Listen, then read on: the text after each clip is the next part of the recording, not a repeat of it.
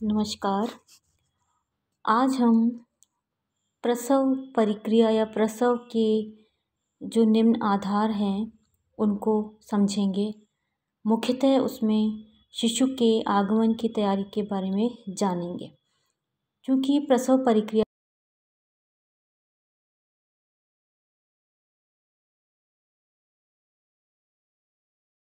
के कारण, दूसरा प्रसव पीड़ा की अवस्थाएं, तीसरा प्रसव के प्रकार, चौथा प्रसव के लक्षण, पांचवा प्रसव की अवधि, छठा है असामान्य प्रसव तथा सातवां है शिशु के आगमन की तैयारी। तो हम जो प्रसव पीड़ा है, प्रसव प्रक्रिया है, उसमें निम्न आधार के बारे में बताया है हमने इसमें। और इसमें जो सातवां बिंदु है शिशु के आगमन की तैयारी, इसको जानेंगे। सामान्यतः प्रथम बार गर्भ धारण करने वाली स्त्रियों में प्रसव पीड़ा का डर उनके अचेतन मन में समाया रहता है, जिससे उनमें तनाव, भय, चिंता व्याप्त रहती है। ऐसी परिस्थिति में गर्भिणी की देखरेख करने वाले अभिभावक तथा चिकित्सक को चाहिए कि उसे प्रसव से संबंधित विस्तृत जानकारी दें तथा अनावश्यक चिंता से गर्भिणी को मुक्त रखें। प्रसव के समय प्रसूता स्त्री प्रोत्साहन युक्त तथा उत्साहपूर्ण शब्द सुनने की इच्छुक रहती है तथा वह सौहार्दपूर्ण, मित्रतापूर्ण एवं सहानुभूतिपूर्ण व्यवहार की अपेक्षा रखती है। इस समय चिकित्सक अथवा नर्स के व्यवहार का विशेष महत्व होता है। गर्भिणी स्त्री जो चिकित्सालय में प्रसव हेतु आती है, उसकी चिकित्सकीय जांच जरूरी होती है। सर्वप्रथम स्त्री के प्यूबिक रोम की सफाई की जाती है तथा एंटीसेप्टिक मलहम लगाया जाता है। अगर स्त्री का रक्त जांच नहीं हो पाया है तो उक्त जांच के लिए भेजा जाता है ताकि आवश्यकता पड़ने पर उक्त रक्त वर्ग के रक्त की व्यवस्था की जा सके। मूत्र परीक्षण भी कराया जाता है तथा प्रसूता स्त्री को बार बार 2 से 3 घंटे में मूत्र त्यागने को कहा जाता है ताकि मूत्राशय खाली।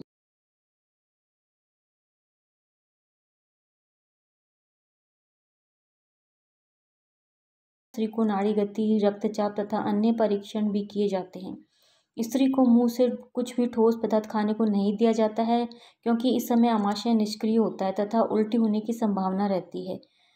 भ्रूण की धड़कन की जांच की जाती है। अगर ये धड़कन प्रति मिनट 100 से कम होती है तो इसे असामान्य प्रसव मानते हुए शल्य प्रसव कराने की व्यवस्था की जाती है। सामान्य अवस्था में भ्रूण के हृदय की धड़कन 120 से 160 प्रति मिनट होनी चाहिए। इससे कम धड़कन खतरे का संकेत देती है। प्रसव पीड़ा की तीव्रता की स्थिति में स्त्री को बैठने व टहलने से मना किया जाता है तथा लेटने की सलाह दी जाती है। इस समय प्रसूता को किसी भी परिस्थिति में अकेला नहीं छोड़ना चाहिए तथा यथासंभव उसकी मदद करनी चाहिए। उसे उत्साहपूर्ण शब्दों से उत्साहित करते रहना चाहिए। इस समय गर्भाशयी संकुचन अधिक तीव्रता से होता है, जिससे कि गर्भाशय, ग्रीवा और योनि मार्ग के फटने की आशंका भी रहती है। प्रसव के बाद प्रसूता स्त्री काफ़ी सुस्ती एवं थकान का अनुभव करती है तथा उसे नींद या बेहोशी की अनुभूति होती है। शिशु जन्म लेने के पश्चात हाथ पैर हिलाता है तथा प्रथम बार रोता है। अगर किसी कारणवश शिशु न रोने पाए तो उसे उल्टा करके हल्के हल्के पीठ थपथपानी चाहिए।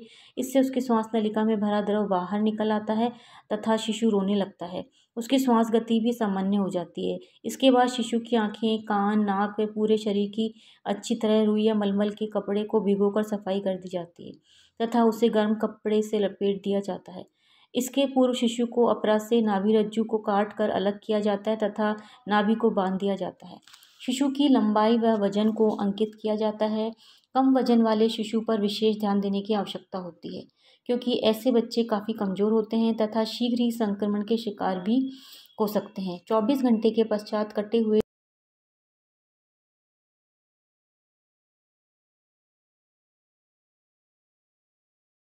दूध 4 घंटे के भीतर ही दे देना चाहिए, परंतु अगर प्रसव असामान्य हुआ है अथवा शल्य चिकित्सा द्वारा करवाया गया है तो ऐसी स्थिति में शिशु को माता का दूध 20 से 22 घंटे के उपरांत ही मिलता है। इस बीच शिशु को शहद मिला हुआ पानी भी पीने को दिया जाता है ताकि उसका मुंह न सूखने पाए। शिशु की मालिश सरसों, नारियल अथवा जैतून के तेल से करनी चाहिए।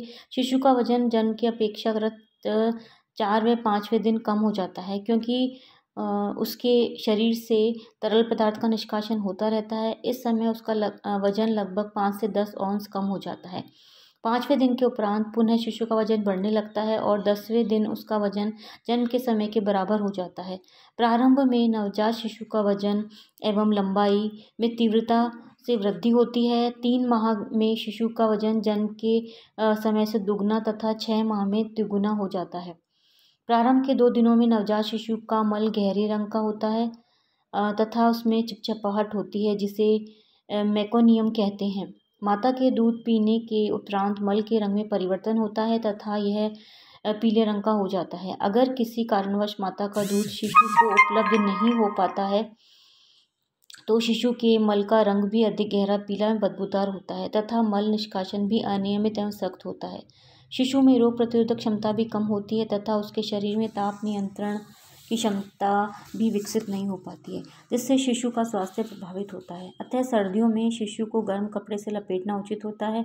गर्मी के दिनों में शिशु को बार बार पानी पिलाते रहना चाहिए, जिससे उसके शरीर में पानी की कमी न होने पाए तथा वजन कम न हो सके।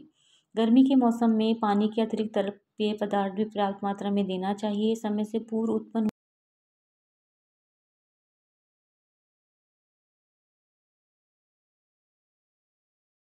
को इंक्यूबेटर पर रखा जाता है, जहां माता के उदर के समान ही तापमान को नियंत्रित किया जाता है, परंतु इसके लिए योग्य चिकित्सक की आवश्यकता होती है। इंक्यूबेटर को संक्रमण रहित होना आवश्यक होता है तथा इंक्यूबेटर में पल रहे शिशु को सामान्य लोगों को छूने की अनुमति नहीं दी जाती है। केवल कुशल चिकित्सक एवं प्रशिक्षित नर्स को ही शिशु की देखरेख करने की अनुमति होती है। आवश्यकता पड़ने पर शिशु को ग्लूकोज अथवा ऑक्सीजन भी दे दिया जाता है। धन्यवाद।